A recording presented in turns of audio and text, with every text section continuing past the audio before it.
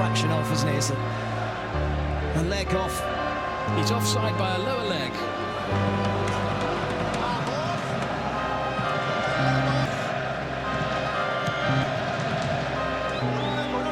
Technology very good these days. We have a chip inside the ball, suspended inside the match ball. We've actually seen it in operation, and it notices that the slightest touch of the ball and it registers like a little heartbeat on the screen, so they know when to call offside or not, because the acceleration of the ball is marked as soon as it's touched when the kick is taken and it's sent forward.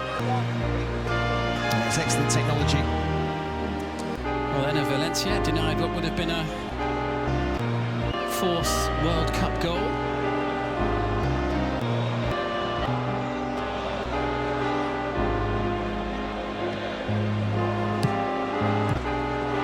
Interception made there by Caicedo. A lovely ball forward, collected by Michael Estrada. And Qatar's defence have been opened up again here. Referee has a look. Referee points to the penalty spot. Once more, it's Enner Valencia racing through, causing all sorts of problems for the home defence.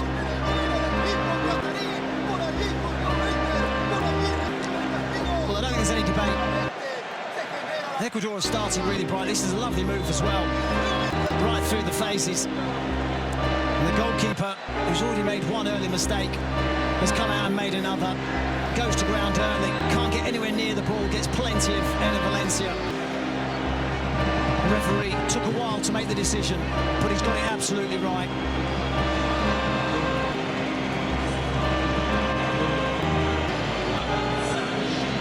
Straightforward decision for referee Daniele Orsato.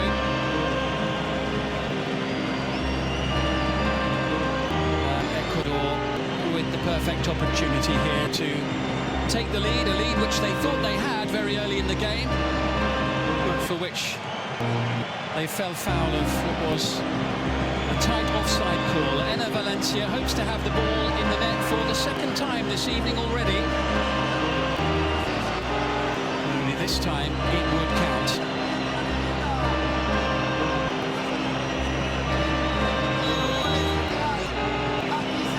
Enner Valencia for Ecuador. It's 1-0. This time the goal will count. Celebrate.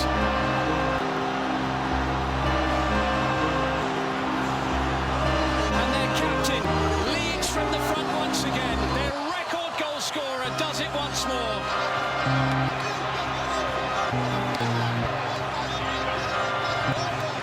Celebration, take two. And now Ecuador do have their platform for the rest of the evening. It's the coolest of penalties, isn't it, from Enner Valencia under immense pressure. He really has had an eventful start to this game. Thought he'd put Ecuador ahead very early on, only to see it ruled out for offside. That was the most casually, confidently dispatched penalty you are likely to see. With the eyes of the world upon him, it was as though he was playing down the park with his friends. His heart rate was lower than mine when he was taking that. Very cool. Valencia with his fourth World Cup goal.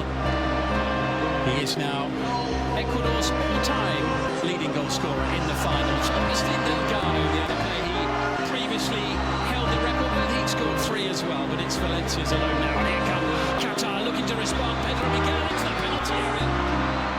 That's the first time they ventured anywhere near Hernan Galindez's goal. Yeah.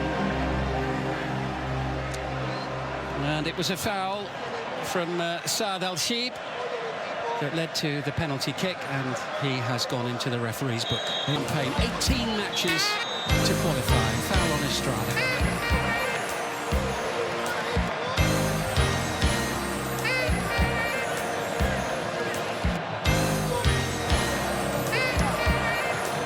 From Enner Valencia, only the third goal that Ecuador has scored in the last 7 matches is Estupiñán now putting pressure on again, and it was so nearly number 2. The referee referee is awarded a free kick there for the challenge on the goalkeeper. Well, they're working this left-hand channel really well. Ibarra is narrowing off on the left-hand side of midfield. It's leaving that space for Estupiñán to get forward. This time he's just gone a fraction early. Just offside. The play's been taken back for that. But already you can see the worry that the two fullbacks for Ecuador are causing Qatar. That tremendous height on that delivery there from Estupiñán. It was Michael Estrada going for it in the air. And a painful landing for both of them. But you have to say, Matt, that at this stage so far, Ecuador look very threatening every time they go forward. Yeah, they do. But the two fullbacks have got a licence to get forward. They've got a good base. Mendes is just holding in midfield, which is allowing those two fullbacks to get forward. Much to ponder for Felix Sanchez, the coach of Qatar. Yeah, he said that they've got a lot of technically gifted players. He felt physically they might struggle. And we saw early on, didn't we, with the set piece and how it caused Qatar lots of problems. And they could have more problems here. Yellow shirts in and around the home team penalty area. It's cleared away by Abdelkarim Hassan. But Qatar struggling to get their foot on the ball here in the opening 20 minutes or so. It's been difficult for them. Not been able to get on the ball at all.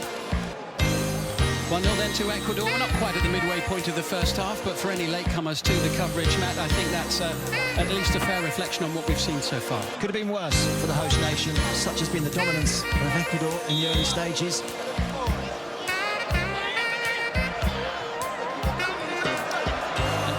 Again, just giving the ball away cheaply, and there will be another card here.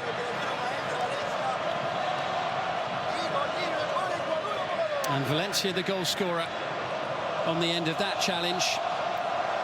Here it is again, and it's Almoizali, who I think that possibly born of frustration as much as anything else. He's not seen the ball. He hasn't had a chance to do anything with it. I was about to say, it says a lot about how they've started this game, that he's having to come so deep and help out in midfield to try and get on the ball. I mean, he does work hard. He is someone that perhaps does have his work at times by dropping into midfield. Mendes just drops into the middle of the defence, actually. Makes it a 3, which allows the two fullbacks to get forward for Ecuador. And they love to do that as well. Great energy. All of the play, this phase of the match taking place inside Qatar's half of the field. Every host nation has managed to at least get on the board in their opening game at the World Cup finals since Mexico in 1970. Qatar so far and anywhere near Galindez in the Ecuadorian goal.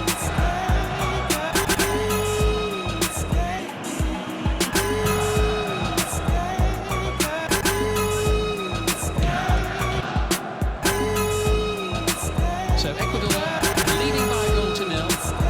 Penalty from Enner Valencia. First time the opening goal of the World Cup finals has come from the penalty spot. Here's Hassan. Rare touch of the ball there for Akram Afif, and as you suggested there, Matt, the forward players are just having to come deeper and deeper to try and get a touch of the ball. It's been such a nervous start to the game from them. They've been working so hard. Multiple training camps, the preparation's been good. But you can't account for the opening day of the World Cup and what it does to you. Cleared away by Preciado, and almost a chance to break. Stepping in there at the back was Kuki for Qatar, and it will be a free kick for Ecuador for the challenge on Angelo Preciado.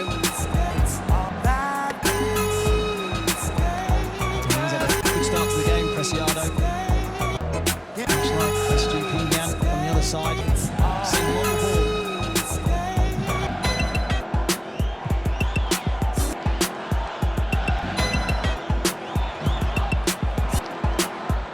Is Hincapié, key member of the team in that qualification process.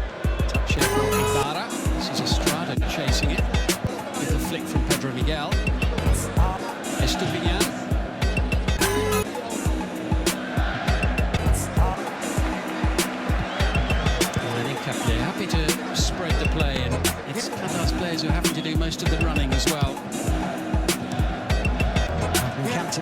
half, chasing the ball. And Torres initially quick to win it back.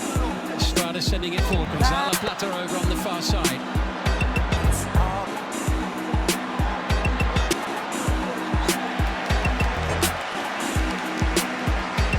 Not the start that Karim Goudiak and his teammates were hoping for.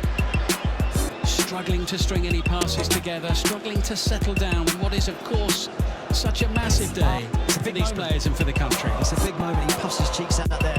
Felix Sanchez. He knows it's been a tough start for them. Torres with the initial header, little flick in from Estupiñán, and there's a real confidence about the way Ecuador are knocking the ball around.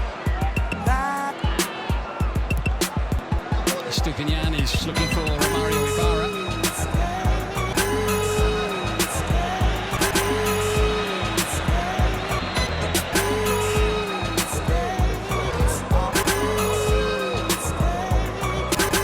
It's a great unknown, wasn't it, really, for him before today?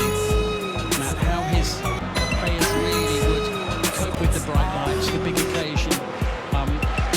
We've got this issue with the fact that they are all playing domestically in the Qatari league. They've had experience outside of Asia. They played in the 2019 Copa America, in the European qualifying group, the Gold Cup as well. So they have had experience outside their home country, but there's so much pressure, and they've struggled to live up to it.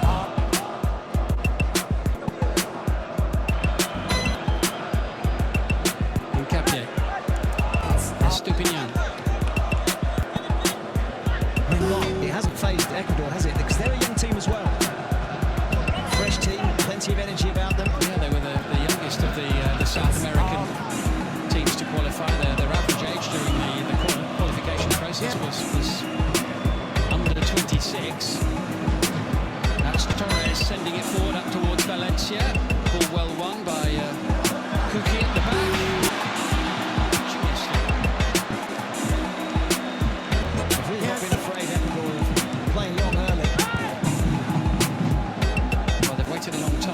Some build-up, hasn't it? All the planning and preparation. And finally, it's here for Qatar and their players. And a yellow card for Moises Caicedo.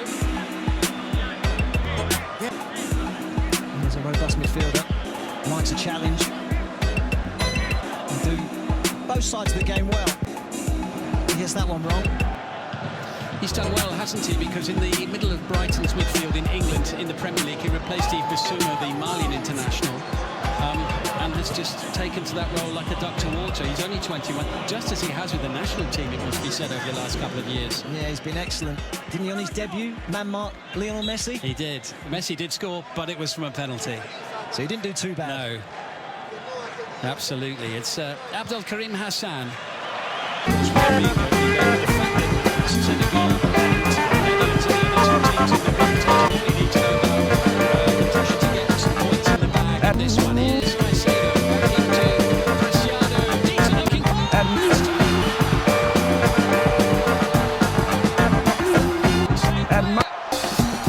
twice the advantage. 2-0 Ecuador. What a day for Eder Valencia. It's another early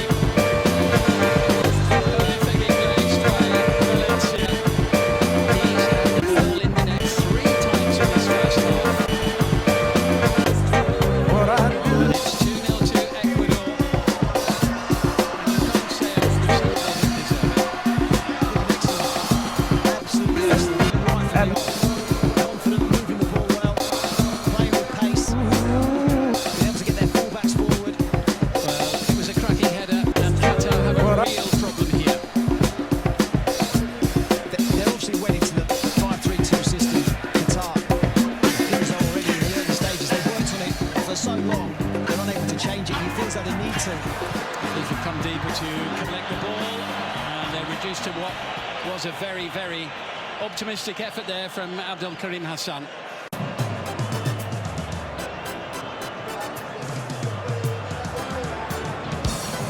More defending for the Maroons to do here. But what a start for Alatri. It comes from Estupiñán. And Gonzalo Plata able to bring it under control. Crossfield ball from Ojeda. He was looking to overcome Afif.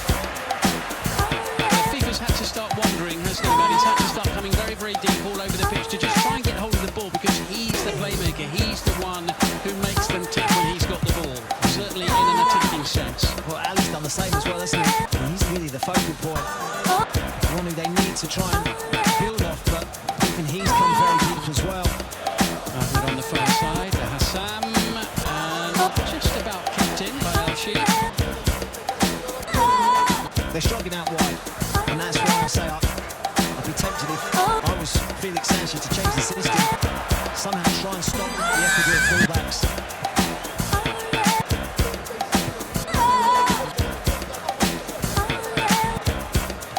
Here's Estupiñán.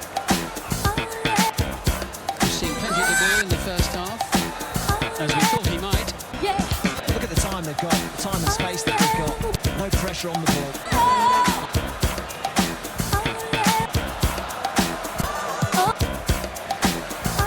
Touch in this first half for Hernan Galíndez, Ecuador's goalkeeper. That was Valencia clipped, and another yellow card. This time for Karim Boudiaf. It's born from frustration. The fact that they can't get the ball, they can't get near to the opposition. Late arriving. Strews at the back of Enner Valencia. Third yellow card for a player from Qatar in this opening half. Well, I should think Gustavo Alfaro, the coach of Ecuador, will be very happy with what he's seen from his team so far. They haven't been put under any real pressure at all, and thoroughly deserve the lead that they have. Yeah, they do. It's a difficult group. So there's a real need to get off to the perfect start.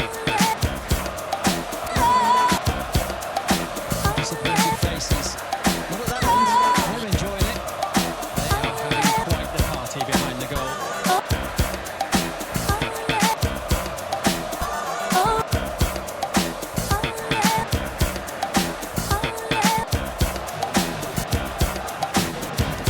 Well, the good news is that Enner Valencia, the Ecuadorian captain, is back on his feet. Of course, that would be problematic for them were he to pick up an injury which were to rule him out. He's eyeing a hat-trick already in the opening game.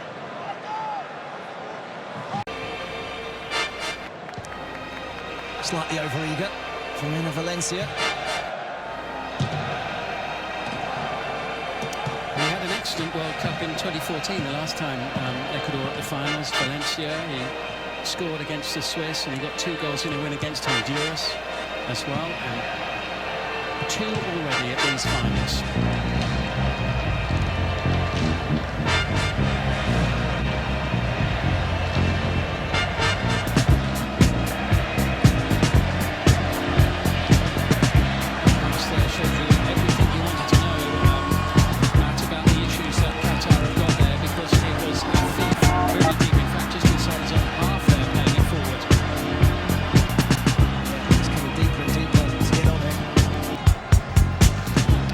Doing their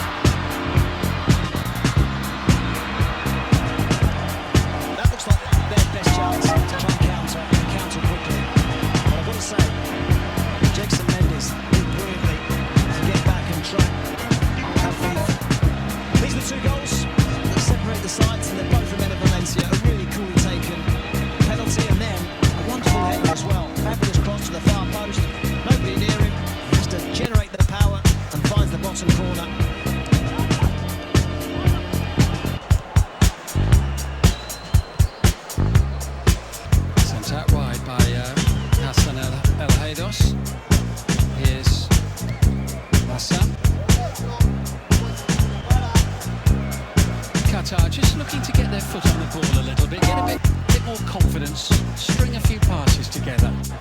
Collected here by El Rawi. Here's Abdel Karim Hassan. Now Karim Boudiaf. This is the best passage of play we've seen from Qatar in the opening half, and in the end, Angelo Preciado stepped in. But that was certainly better, but we will have another stoppage here. And it is Enner Valencia again, the player who received treatment not long ago. Yeah, been down a couple of times now. That is a worry. Knee problem. Bang on the knee, Matt, and then maybe a little hyperextension.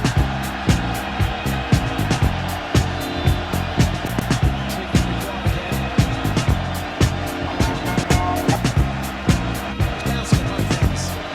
Ecuadorians a great voice away to our right. And the Qataris likewise away to our left. But it's a fabulous atmosphere. But this isn't gone to plan, has it? The team haven't been able to perform at the level that they were hoping. There's not much to cheer the predominantly home crowd in this opening game so far. Been caught in the headlights somewhat, haven't they? Yeah, they're up against a team unbeaten in the last 7 since they lost away in Paraguay in a World Cup qualifier late in March. This is rather worrying, though. Let's hope that it's just a bang on the knee and nothing more than that. He's such an important player from Ecuador's point of view, Valencia. Well, when you think about experience, he's the only one in the starting 11 that's had World Cup experience previously. Reserves of knowledge during the half-time interval to try to settle the team down and help them to potentially plot a way back into this one.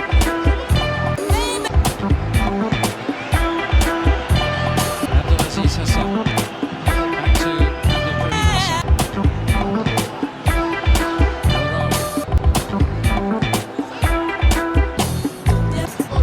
Qatar actually look very vulnerable in possession of the ball. They look very open. They stretch themselves, making the pitch big, but Ecuador a fantastic team on the counter as well.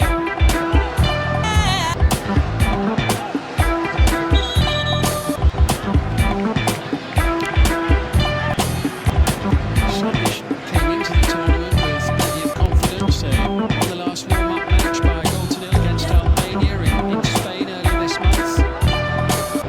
Won the last 4 going into the World Cup as well. They're unbeaten in 5 since they lost 2-0 to Ecuador back in September. So they've played plenty of matches. They've done okay, but they've really found it hard going in this opening 45 minutes. Ecuador, I think we can agree, a good value for the league that they have. Fit team as well, aren't they? Just looking around the pitch, they've got energy all over. Preciado and Estupiñán in the full-back positions. They're impressed with Jackson Mendes as well, alongside Caicedo. Yeah, playing with Carlos Gruezo out today. Yeah, he reads the game well. Made some important interventions when Qatar have tried to get forward. Yeah, he's a good player, isn't he, with and without the ball. Good passer of the ball, very high work rate as well. And just see his position as well, how he just drops in between the 2 centre-backs to start the attacks.